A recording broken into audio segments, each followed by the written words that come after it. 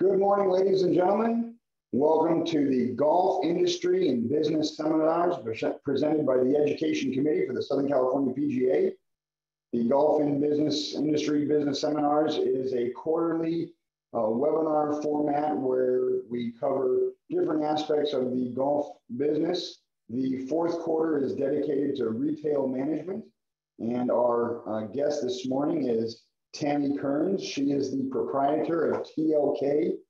TLK is a merchandise management company. Just a little background on Tammy. She was married to a PGA professional, and the two of them owned and operated their own golf shop at a country club for 30 years. After that, she developed her own proprietorship in consulting merchandise operations in private clubs and high-end resorts across the country. Mrs. Kearns, thank you very much for joining us on the Golf Industry and Business Seminars this morning. We're lucky to have you on. Well, thank you. I appreciate it, and I'm honored to be with you. Thanks so much. Now, if you want to start the PowerPoint presentation, I've got some questions that we'll ask along the way. And then for the participants that are on this morning's webcast, feel free to raise your hand or on the chat line on your Zoom platform. Feel free to ask questions. We will ask Tammy those questions at the end of her presentation. And thanks again for being on this morning and educating the section. Thanks, Tammy. Okay, thank you, John. Well, as John said, I'm with, I own TLK Merchandise Management Company, and I've been around for a whole long time in the golf industry, as well as my pictures show here. I do some tennis shops, some regular boutiques, and some resorts and spas. So I've had plenty of different types of experience. I love the business. What I'd love to do is to kind of give back, especially to the golf industry. So one of the things I want to give is the precious gift of time. I know golf professionals have many, many hats. I know that you guys are spread very thin, especially since COVID. I know that it's kind of a crazy time we live in right now. It's exciting. We've got a lot of opportunities ahead of us. And I think that retail showed throughout COVID. I don't know if you all have experienced this, but a lot of the golf pros and a lot of clubs I talked to were talking about their sales kind of went through the roof because there was nowhere else to go shopping, and their people loved that they had merchandise in their shop and they could shop there. So again, I just want to give you that gift of time. And what I mean by that is I want to allow you the freedom to run your golf operation. I know the retail aspect of it is, as much as you might like, having that golf shop and having it look great, and, you want your numbers to look good, your board of directors or your owners, or if you happen, in the very rare case, to own your own shop, you want your sales to be there and you want your profits to be there. A lot of times I think that we look at, our board of directors may say this, our merchandise, our retail store, it's really just it's for our membership. It's not necessarily a profit margin area. It's more that we want a service to our members. Well, that's easy to say, but at the end of the day, as well as I do, they look at that bottom line, and when they start bleeding a little bit, they start to, maybe not be quite so giving when it comes to the gift they give to their members. So I really feel that retail is a very important part of your golf operation, but obviously what drives everything is the actual golf operation, running tournaments and giving lessons and keeping your members happy. So what I'd like to do is use my expertise to help you create an outstanding retail experience. I apologize. Hang on a second here. Stupid computer. I haven't quite mastered the pop-up thing here, and it's not good. There we go. So I'd also like to have all of our collaborations lead to positive results. That's my mission at TLK Merchandise Management. So here are the clubs that I've had the privilege of working with. I've been at country clubs, regular just public courses, resort courses, tennis clubs, the resort and spa boutiques that I've been with, the retail stores, and the trade show customers that I've collaborated through the years. I'm pretty proud of this little page. In fact, when I spoke with Edwin Nicky about creating this presentation, he said, you ought to put together who you work with. And he showed me a similar type thing like this. And I started putting this thing together and I went, wow, you know what? I've really done a lot. And, it's sort of, you just don't realize through the years, all the different clubs you've been at and the different experiences you've had. And it was really kind of a walk down memory lane on this page. And yeah, quite proud of it. And I'd love to share this experience with you. So here's an example of some of the things, and I won't go through these. It's sort of self-explanatory, but having a focused merchandiser, and I use that word merchandiser loosely, and we'll talk more about this later. But let's call it merchandiser for the sake of argument at this point, because this is what we all in the golf industry call it. Out in the retail industry, a merchandiser is a guy or a girl at a grocery store restocking the shelves and making it look nice and cleaning, or maybe fixing a display, that sort of thing. That's an actual merchandiser. Or let's say in New York, you're or any large city, not just New York, but you're the person who's making the window displays at Fantastic, right? That's an actual merchandiser. That person does one thing and one thing only. They make it look good. So in any case, let's call it merchandiser because that's what we're used to in the golf industry for a much bigger job than just merchandising. But this is some of the successes I've had through the years at some of the clubs I've been at. And there's much more than this, but these were some I felt pretty proud of, some things that could be done as being a focused merchandise manager. So keep that phrase in mind, merchandise manager. Tammy, so, yes. How can we find someone with experience and expertise? Well, that's a great question. Thank you, John. I think that one of the things is, as you see this slide, it talks about, what are some of the skills that a merchandiser should have as you bring them in? And I think we all have a general idea of what we want to have in there. So, you're looking at visual merchandising, color analysis, design skills, product knowledge being huge.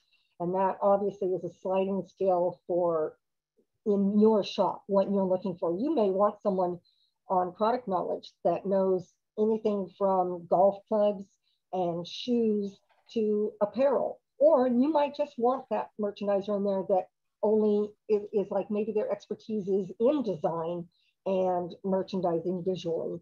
But it really, anything that I ever do, and when I ever go into to talk about anything with a club, is it's a sliding scale, it's a customization to what works for your shop. So the things that I talk about in this presentation might not necessarily be exactly what you need in your shop, but it's something that should be thought about for your shop, and we should think about a way to get these things integrated into your shop, if that makes any sense.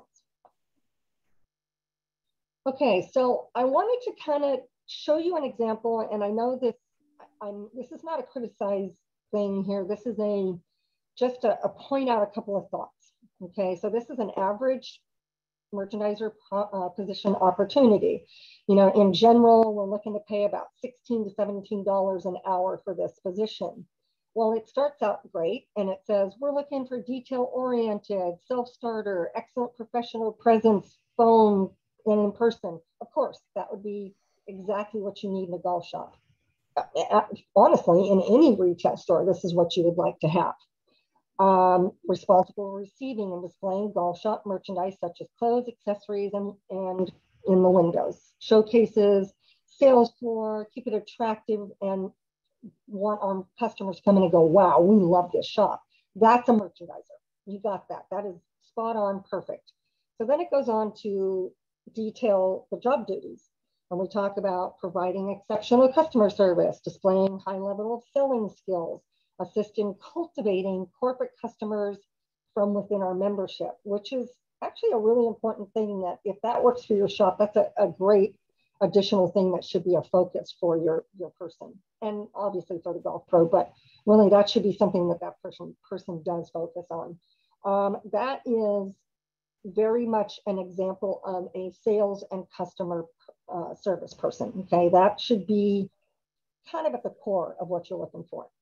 So then if you go on to the purple highlights here, this is really geared more towards a merchandiser person. Assist the golf professional in managing merchandise program. This is, let's see, assist monitoring inventory levels, responsible for organization of displays, ideas, displaying merchandise in professional manner, excuse me. So these are all, obviously, these are merchandising and somewhat of a merchandise management person. And then down below it says collaborates on, sets up an operation during special events. Okay, these make sense when you're looking for a merchandiser. So in the red, why I've highlighted this in red, because I think this is something that we sort of take for granted, and it isn't an easy thing to do. So we really need to focus on this and remember this when we're looking for someone. Responsible for organization of the stockroom. So this is somewhere that I think, you know, out of sight, out of mind, you know, we sort of just want to shove it in there and we want it to go away. We don't want to deal with that inventory in there. It's getting old. We don't like it.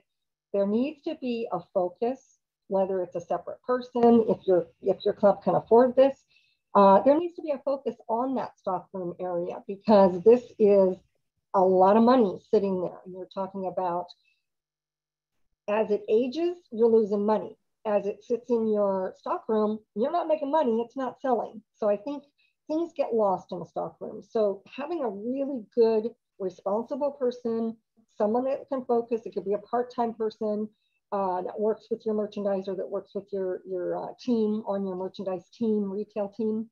But really important, and I think it's something that gets sort of just put on the back burner, on the wayside. You know, we just don't want to think about all that stuff, receiving and shipping and returning, and it's a lot of work, and it's actually a lot of money that you can lose if you're not doing it properly.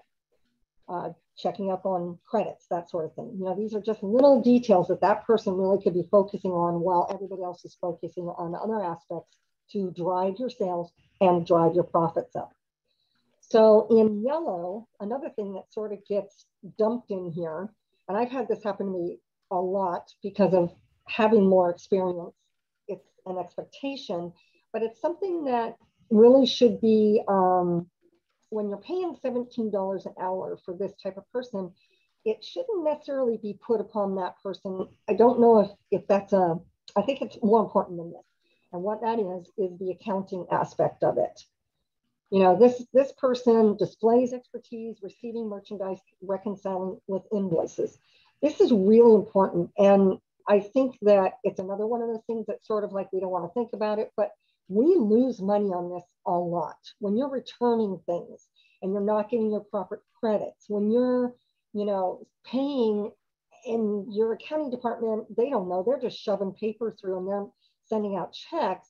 If they're not taking advantage of your credits, or excuse me, your discounts by paying on time, you know, you're losing money, you're losing profit. And I still don't care what your board of directors, your owners, what they say, how it's, you know, just for the members, they still want to turn a profit. They don't want to lose money. So, you know, these are things, again, are a focus that really should be an individual person if you can afford it. So then in gray, this is another thing that kind of gets put on, and you'll see kind of as we go down in this next paragraph, it's basically, it's a golf professional, a golf assistant's position, in the sense of they wanted to assist in all the golf operations, and they want them to, if something comes up, you need to be a part of it, and you need to be on board with kind of being a golf pro. Now, there's two things going on here when I say this. One is that position that you're going to hire for, you may want that to be a golf assistant. And that gray area right there works in just perfectly, because you want that golf assistant to be well-rounded. You want them to be doing all of these things, okay? But just know, when you are asking that merchandiser, asking that retail person to step behind the counter and man the counter and answer the phones and make tea times and, you know, run all that golf operation, you've now taken that person out of the opportunity to be on that floor and making sales for you.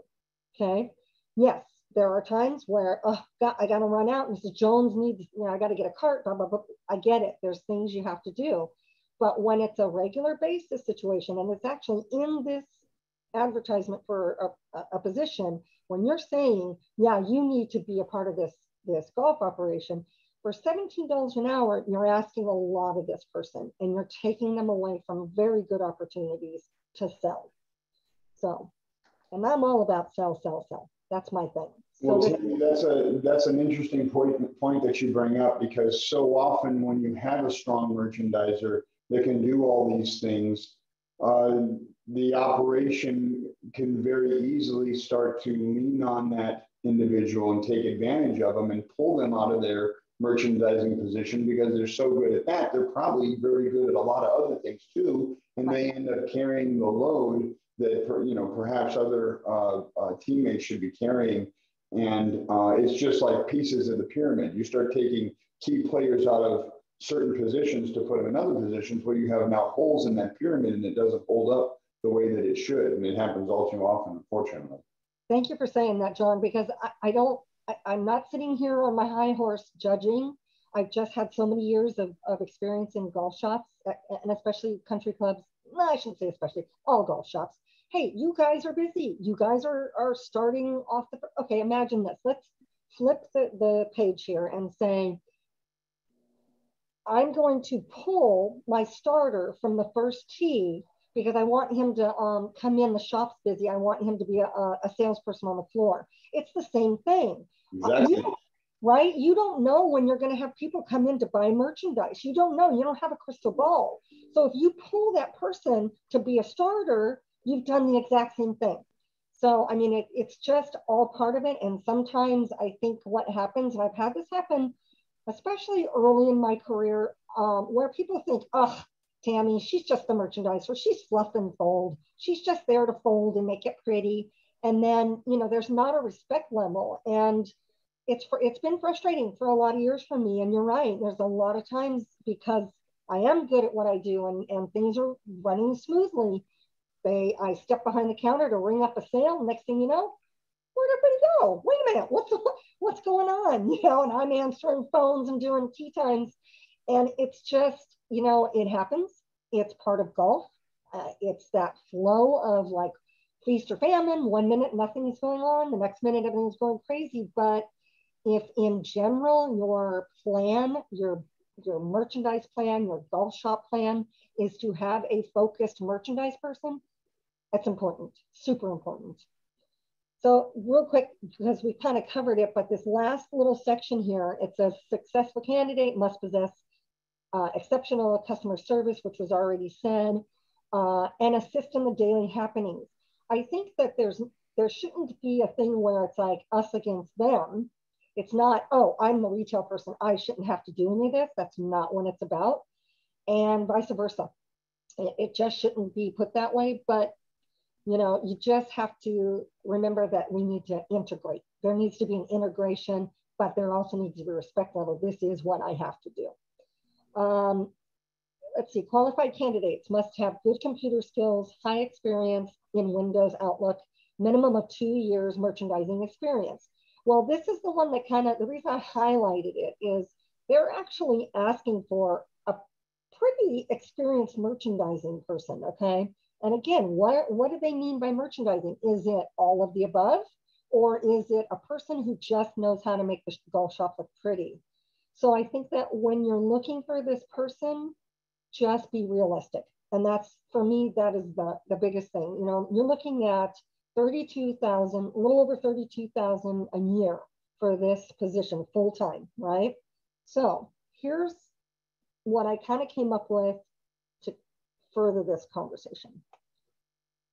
I went on Indeed and Monster.com, and I went to a bunch of different job search sites, and I went to the internet. And of course, if it's on the internet, all of this is true, right? I mean, we all know that numbers can be manipulated and such, but this is what I came up with as an average for across the country.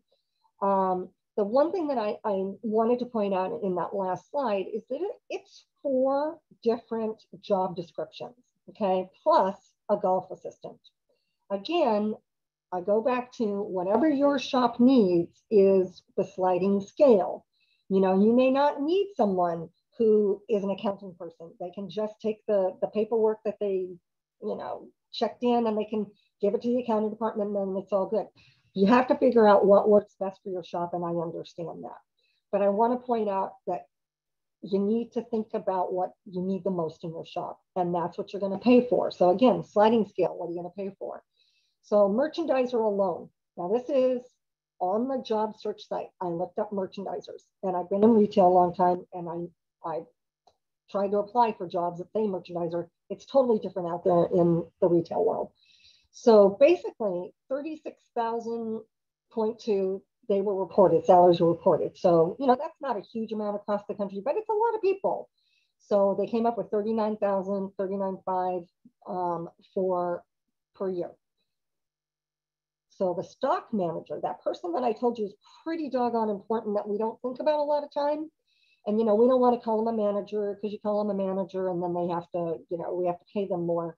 We call them a stock coordinator. You know, that works. So their base salary turned out to be 37,000, a little over. And then an accounting clerk, which we all know that an accounting clerk would be a person who that's all they do all day long is accounting. So they would be much more responsible and focused on accounting, but they make 44,000 a year. Then, in my opinion, besides the merchandiser, sales and customer service, this is what we're really looking for. This is really what we want to have in our shop, on our floor, so that our golf pros can run the golf operation. They can run the tee times. They can run the golf lessons. They can do the tournaments, you know, the starters, such.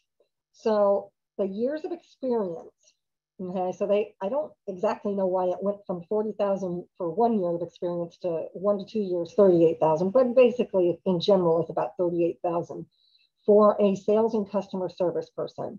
And then you go all the way down to more than 10 years experience, it's $50,000 basically per year. Now, back on that last slide, they were asking for 2 years, okay? So if they were just getting that salesperson, all they wanted was that person to be on the floor and just do sales, they were already paying them $6,000 less a year than the average across the country. So, I mean, I think these are all kind of facts and numbers that, you know, you can take or leave, but you got to think about, you know, what can we afford and what do we absolutely need in this person. And keep in mind, we're not going gender here. I'm not talking about you got to hire a little retail girl. This is about having retail assistants or golf assistants. You know, our golf assistants should learn all aspects of our operation. I know that's what a head professional or director of golf wants to mentor and teach their golf professionals. This is part of it. So when formulating what you're looking for, these should be thoughts that are going put into this. These are requirements that should be put into it. Okay, so here's an alternative. So you could have a retail merchandising team, and this is kind of what I've been building up to. Instead of hiring that $17 an hour person, you could do a part-time person, retail golf associate, golf professional associate, whatever you want to call this person, you could do part-time. You know, that way, 3 days a week, you've got someone in there that is learning the business. You've got someone in there that is being mentored and brought along to become, let's say, your full-time merchandiser buyer. However your plan works, that could be the person that you bring in. 3 days a week, you don't have to pay insurance on this person, no medical insurance. You have to pay their taxes, of course.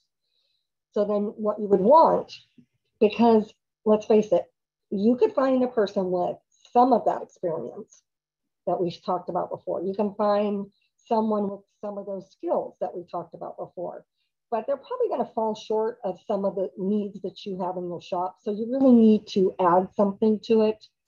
You don't want to set your operation up for sale, your retail operation. If you're willing to hire someone who needs training, that part-time person or that new entry-level golf professional that you're bringing in, okay? So this is who you've decided, this is what we want in our golf shop.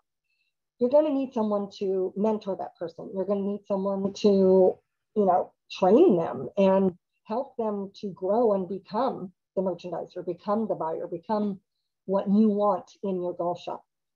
That's where TLK Merchandise comes in. And they're your buyer, they're your merchandiser, they're your consultant, your mentor, your manager, your visual merchandiser. And the whole time they're working with that golf associate 3-4 days a week, whatever your golf shop can afford, basically. So instead of paying that $32,000 a year, add a little bit if you can to the budget, pay $46,000 because you hired the merchandising, TLK merchandising at $24,000 a year, 1099 it. You don't pay insurance, you don't pay taxes, so it's a flat fee of $24,000, and then you're a part-time person, you're paying $22,000. So really, you're only spending $1,000, a little over $1,000 a month more, $14,000 a year more for a full merchandising team where you have all that experience and all those things are there. Can you talk a little bit about the hours and the on-property presence inside that 24,000? Absolutely, yes. Okay, so, and I will go into this a little bit on a couple other slides, but just basic level, because again, sliding scale, depending on what your needs, customization of your shop. The 24,000 covers all merchandise shows, all buying, all aspects of tracking, writing orders, merchandise management part of it. That's probably the bulk of it, is the merchandise management. It ends up being probably 80% of what the TLK merchandise does.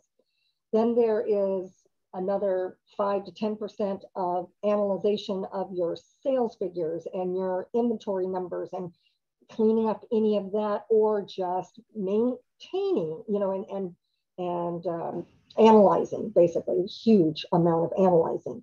Hours wise, now are we talking about, is your question about physically standing in the shop of TLK merchandise? Okay. Yes, I mean, like putting out merchandise, cleaning off displays, rotating stuff around, right. Training the staff, involving the staff, all of that on property presence. On property, okay. So 1 to 2 days, okay. And what I mean by that is, in the beginning, it may be 3 days, in all honesty, because there's probably cleanup and there's redoing the shop and there's so much more involved. Okay. As it goes along, it kind of depends on, again, what your needs of your shop are, but no less than 1 day a week and any events that you have.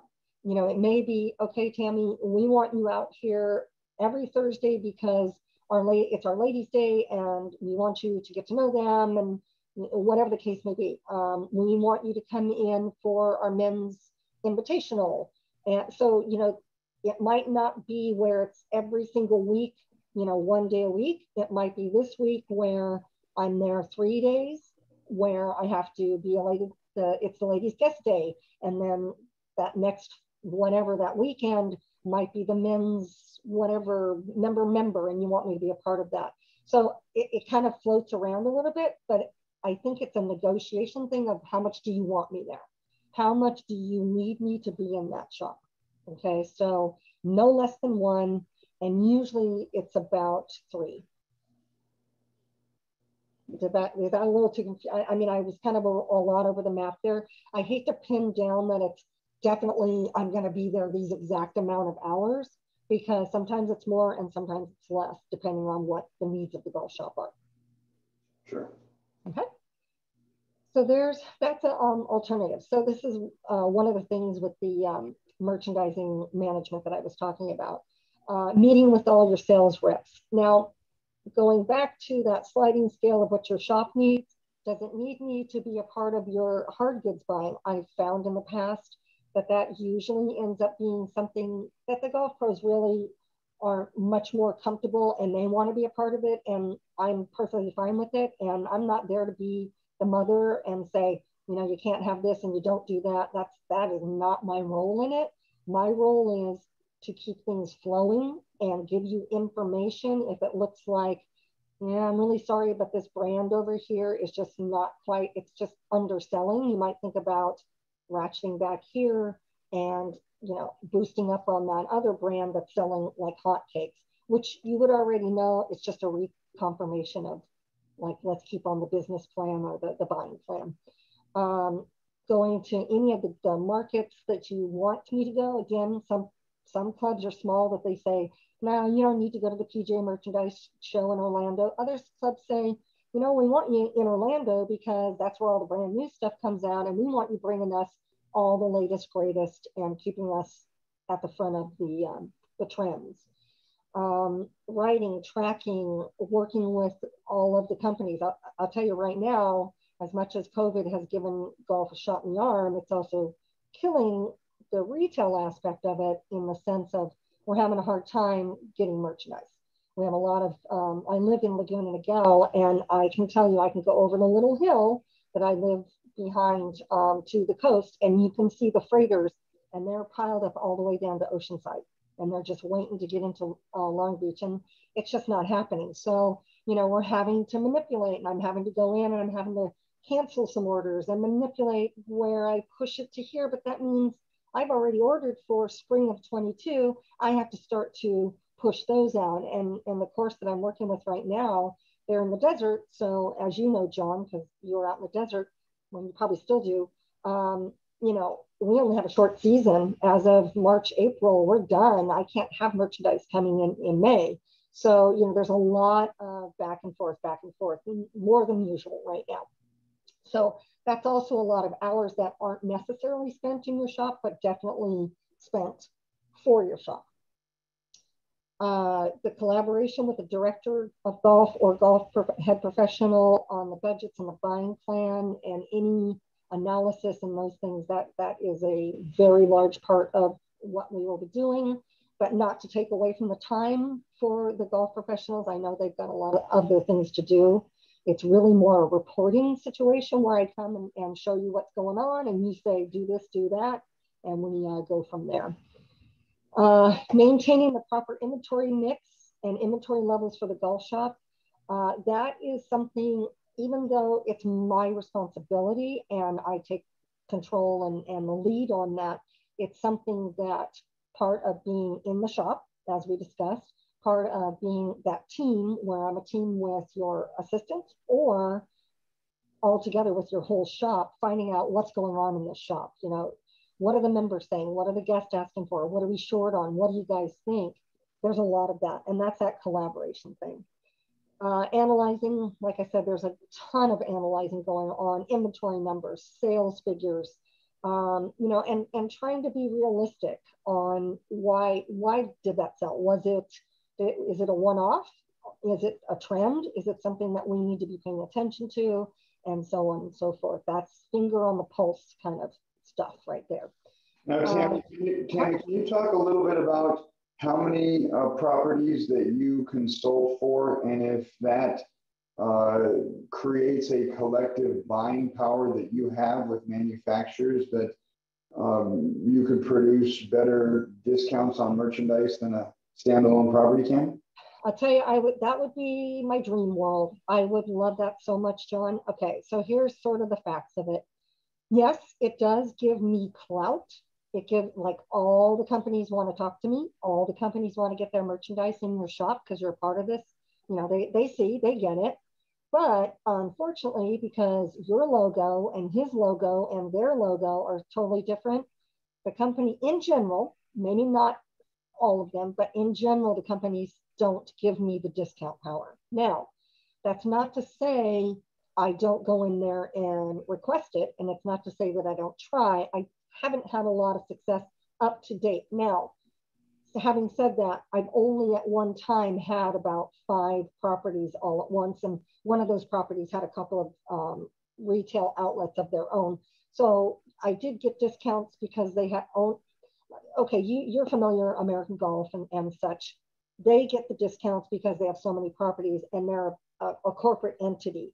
If I have that situation, yes.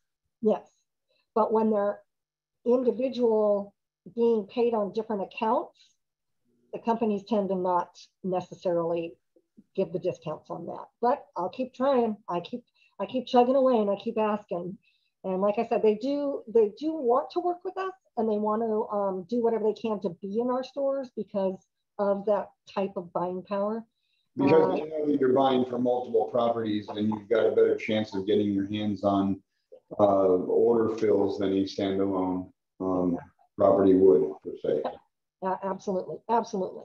You know, it's almost sad to say, it's more of a perception value than, you know, being actual, you know, discounts for a big corporation. So yeah, but the perception is, hey, you know, we can hit a lot of people all at one time. Let's take care of this. And they do. And they definitely, the sending of merchandise and like you said, just getting merchandise when maybe other companies on their own little mom and pop stores can't get it. But yes, absolutely. So, now with TLK, how many employees, the corporation itself, how many employees do you have, or contractors that you have? So right now, I only have 3 of us. Okay. I had, but they broke off on their own. And this is kind of a down the road thing where, and it doesn't bother me a bit to do this. This is actually what I love to do is I've actually mentored some people who've just ended up being the buyer and the merchandiser for that shop. And then they don't, the next year, they don't go ahead with TLK merchandising because I've done my job and taught someone how to do what they need them to do and be comfortable with doing it. So yeah, I've had a few more in the past, and I'm kind of rebuilding at this point. At one point in time, I was doing TLK merchandise as well as working at Newport Beach Country Club. And at Newport Beach Country Club, I was running the golf shop, and their sister property is Balboa Bay Resort. And I was doing their boutique shop and their coffee shop / gift store. So it got to be a little bit. So I sort of ended up not being able to take very many properties on. So at that time, I didn't have as many employees. So right now it's just a building process. And it's also something that as we would go forward in your shop, let's say it's you and I, John, we would decide, okay, you'd say to me, Tammy, I want to have a part-time person here. I want him to be a PGA professional. And at that point in time, we would do a job search there, and that person would be your employee. But I would be mentoring and managing and helping and training and teaching and working alongside that person as a team. Does that make sense? Indeed, indeed. Okay, great. Yeah, so that's kind of, you know, that's sort of that aspect of it. And then obviously the most important aspect of doing something like this in this direction is the team part of it. And, you know, working closely with the retail associate and making sure all these things are received in a timely fashion and the pricing is correct. You know, that's another thing. There's a lot of different pricing aspects out there. If you're a regular retail store, the pricing is one thing. If you're a country club membership, you may have a member pricing situation. And that's something that's very important in teaching a first time or entry level person on the aspects of that type of situation.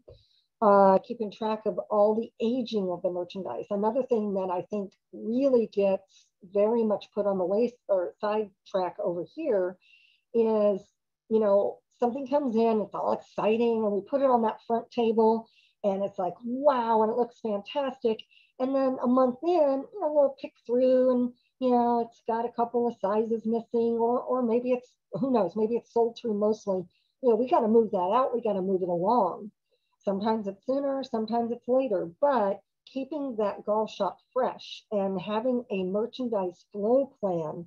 So it's like, okay, you have the entryway, you've got this great table and it's got this beautiful display, and you've got your brand new merchandise, and it's time to move. What's your next step? Where does that group go? You don't just shove it onto a 4-way. You've got to have a plan of where that goes. It's the next best focal point where someone's going to walk through and go, oh, I didn't know you had that. When did you get that? Or, oh my gosh, you got new merchandise. You know, there's just ways of doing this to keep that shop looking fresh and not having to bring in tons and tons of merchandise. It's really the flow that's more important than just keeping fresh new merchandise. because your merchandise is going to look new to your members when you move it to another spot. I've seen it over and over, time and time again. Really important. Coordinating sales events with the director of golf and the retail associate. Sales events in general. You know, you have a calendar where you've got ladies guest day. This is what I do out in the desert. I go out and I make sure that I'm there with their guest days, and I'm there if they have a big guest day where they're, let's say, have a cocktail party the night before. This is how I get to know the people. This is how my retail associate gets to be comfortable if they're brand new and they aren't real comfortable with sales. You know, the more they make relationships with these people, the easier it is to walk up to someone on the floor and say, Mrs. Jones, we just got that new tail group in. You're going to love it. And they're in. I mean, you give them a little attention, and it's not just men, not just women. The men love it too. Another point, I shouldn't have gone gender, but you know, we got to go gender in the sense of when your ladies come in, 9 times out of 10, they're not real comfortable with asking a male golf professional, hey, you know, how does this look? Is it too short? Am I showing too much? You know, there's a hesitation there, and I think it's a fact we cannot avoid. So having a female of some sort in that shop, whether it's a female professional or myself, is definitely an advantage, or a retail associate who is a female, definitely an advantage. I'm not saying it's the only way. I'm just saying it's just something to think about with your ladies. Okay, it does make it a little bit easier. Now, on the other hand, I have seen golf pros that take to it like a fish to water, and they're great with the women, and the women don't feel uncomfortable at all. It's just a thought. Okay. So sometimes I've gone into, I'm just noticing on my thing here about special orders. At Newport Beach Country Club especially, we did thousands. I am not exaggerating, with thousands and thousands of special orders. Mrs. Jones comes in, she loves that top, it's not in her size. So instead of, oh, I'm sorry, we don't have your size, and then her turning around to all of her ladies saying, they never have my size. They don't have any extra larges. You know, it's always the same thing. The ladies, the small ladies say there's no smalls, large ladies say there's no larges, and it's not true. It's just that they came in for that top or that bottom, and we didn't have that size. So if nothing else, you've got to offer them the special order. They're a pain in the rear. They're time consuming. Honestly, having a salesperson, a retail associate type person doing those special orders and tracking them and taking care of them, it's astronomically important. I kid you not. It's, again, a way to lose money. It's a way to make a really bad impression with your member. But the minute you do it right, the minute you take care of them and you've gotten them their special order top that they didn't have my size, their attitude changed towards your shop altogether, not just your retail, your whole shop. We're here to help you. We're here to customer service you to the end. Sometimes we can't get that for you, but we're going to try. We promise. We're going to try to make it for you. Really important. So that's one of the things that is kind of a specialty of mine, is going in, setting up a special order program. Team play, another big, hard-hitting situation where you can make it or break it. Tournament ordering. These are all things, and on that, on the advertisement for the position earlier, they talked about, you know, getting corporate members to do corporate sales. Well, that goes right in with all of this. That's almost, I kid you not, that's almost a person in itself. That's almost a position of its own. It's that important and can be that lucrative. Honestly, it can almost pay for itself. So another thing to think about. Then there's physical inventory. This is another thing at TLK. I come in, I can set up, if you don't already have something in place, I can set up a guide, I can set up a map, I can set up, you know, something that helps make inventory easier, because it's never easy and it's never fun. I can help physically with the inventory to make sure it goes okay. Barcode, guns are a pain in the rear, and you know, there's so many things that can go wrong with the inventory, the physical inventory aspect. And it's not necessarily something that a golf pro wants to do till midnight or 2 in the morning. You know, it's just something that can really be very advantageous to have someone who can take care of that. Okay, so just a real quick, I've actually got a full different PowerPoint that I do for visual impact. We're not going to go to that today. We're running out of time, but it's important, obviously. It's the easiest, the quickest, the most impactful way to show your membership that you're on it and that you've done something and it's a whole new day in this golf shop is to do something visually in the shop. Change it up. Attention to detail and a bit of creativity will upgrade your golf shop immediately. So the thing that I would be doing is working hand in hand very closely with your associate, whatever that person is, whatever that position ends up being. This would be something, the collaboration between that associate and myself would be, I'd be very heavily involved with that because it's that important. I can create a visual merchandising guide. We can do it by PowerPoints. I can do it where we can set something up that does timelines where we talked about earlier with the merchandise flow. You know, when should we be changing this and what should we be doing there? And it's not just seasonal. It's a every other week, depending on the sales in your shop. You know, and that's another analysis thing. We talk about looking at the sales analysis. Well, that also helps us decide, okay, we need to move this through. This needs to go on sale. Move it out. Get something new in. Make this fresh flow.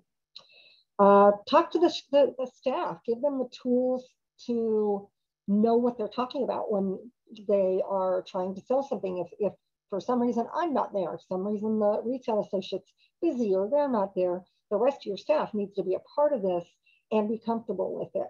So this is where I would be working with them and giving them the tools by talking to them about the products, why is it exciting that we got this? It's not just that they're pretty, it's the functionality of the fabrics, it's the way it fits. You know, you have a group of ladies that, you know, they're older, you have a group of ladies that are younger, they like sporty, they like, you know, classic, you know, there's all these different things. These are things that golf pros need to be reminded of. Also, the thought of working and collaborating with the golf professionals about having some sales incentives. And obviously that would be within budgets with the director of golf, head professional, talking about that sort of thing, but that's a possibility. Basically, it's really keeping your staff engaged. That's so important.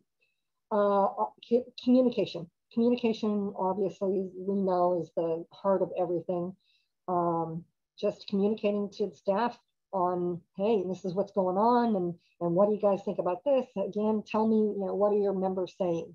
And give me the bad stuff. I need to know the bad stuff. If you think that we're missing something, you got to tell us. And it's a team. It's truly a team. Visual merchandising is the most powerful way to drive sales. So here's a really quick, easy thing to do. If you weren't ever going to do anything with a team, or you already have a merchandiser, or you already have some part of your team put together, and you really just need a little zhuzh. Let's kind of zhuzh this joint up, right? That's our new buzzword in the industry. Instant wow factor. You spend about $2,000 to $5,000. I did this with American Golf, John. I actually did this with Monterey Country Club way back, probably, gosh, 10 years ago, something like that. Just went in with about $5,000 budget, but I went in, I evaluated what do we need? What kind of fixtures do we need? What kind of props can we put in? Mannequins, that sort of thing. Go in there, put them all together, physically put all the merchandise on it and make it happen. So you spend about $2,000 to $5,000. Fixtures, props, accessories, and mannequins can make a huge impact.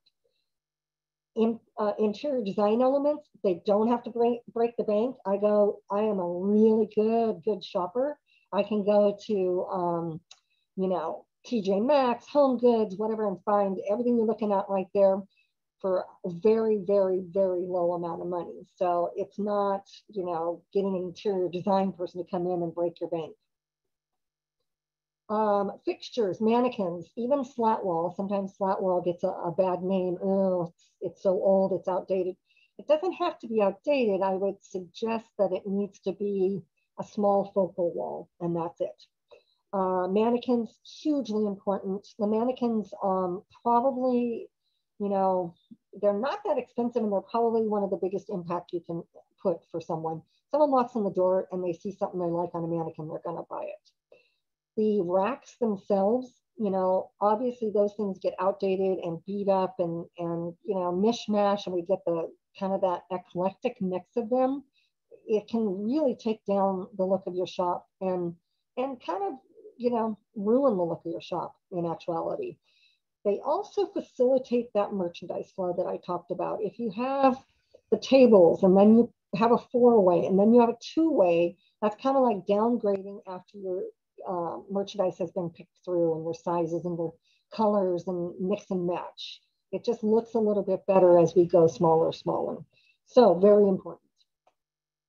So here's just a quick little small changes that can enhance the before picture. Not that bad, you know, I mean, it's a nice little mannequin and he looks fine, but you throw in a little props and you put in another mannequin to go with it, and you have a better complete display. The last one, or excuse me, one more to go after this. The mannequins, like I said, I can't express how important they are. They're very much useful in entryways to make a statement, in defining your departments. You can use a vignette.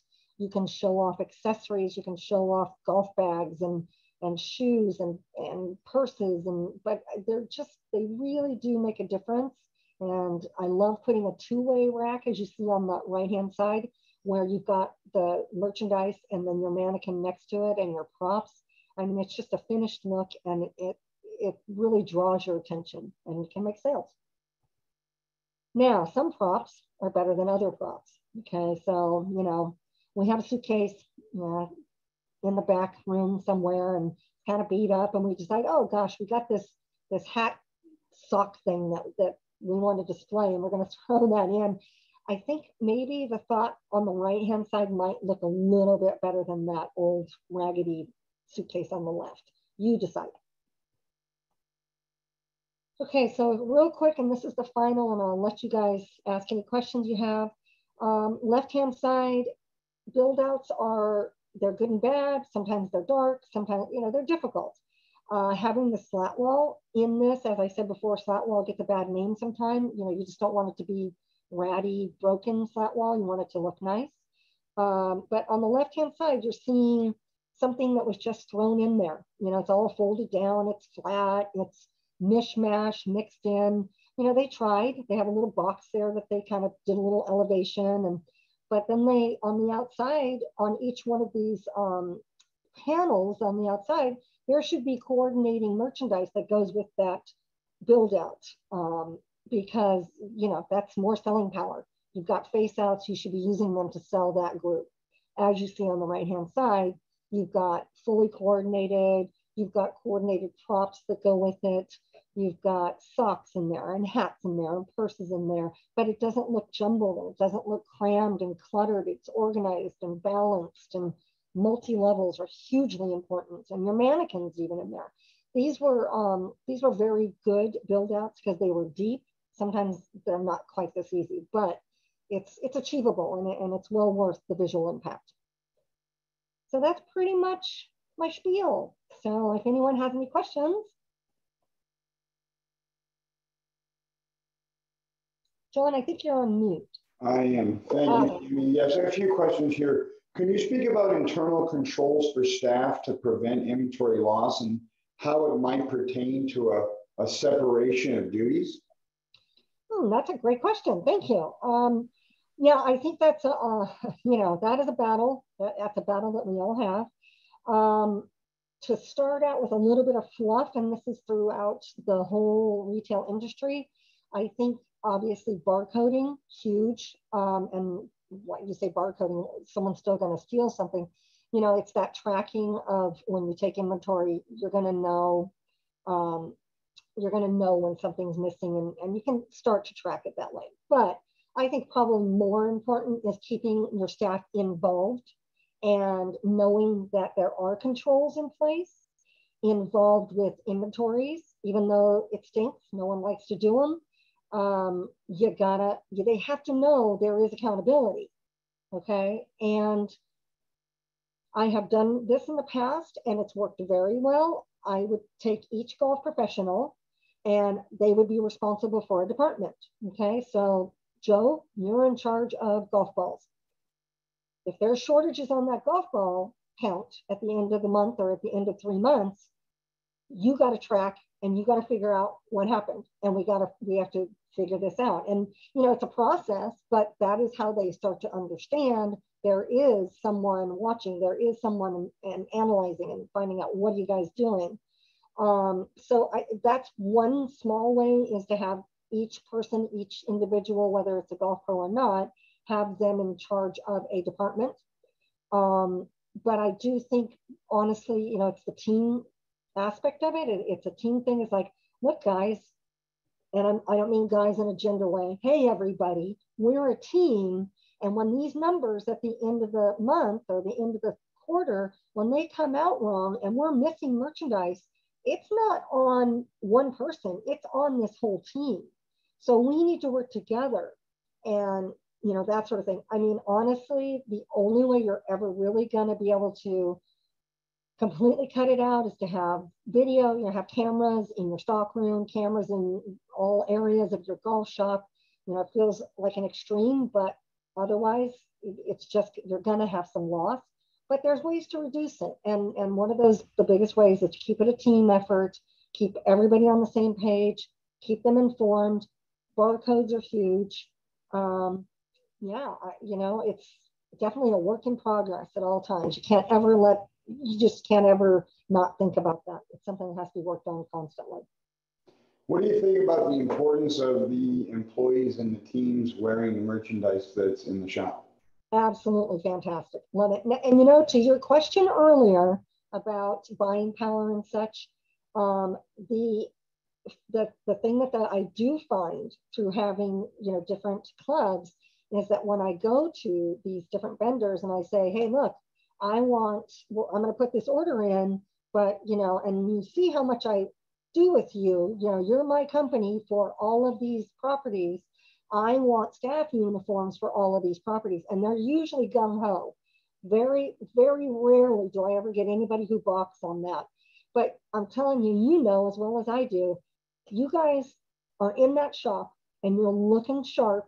And these people look at you and they say, oh, I want to hit the ball just like them. I want to be like them. These guys are good. They know what they're doing. They know what they're talking about. Look at how they dress. They look put together and sharp. And, you know, you're going to make sales. And it's a respect level, honestly. It's very much, I know there's two schools of thought where, oh, do we look stupid all wearing the same thing?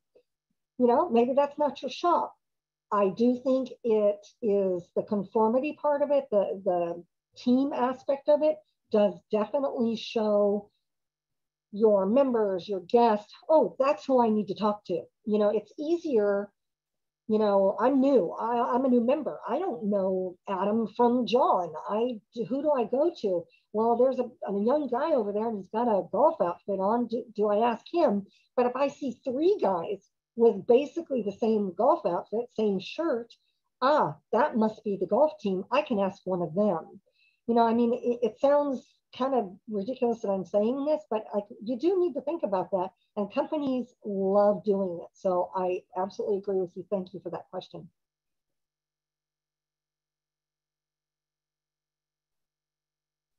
Well, thank you very much, Tammy. On behalf of the Education Committee for the Southern California PGA, thank you.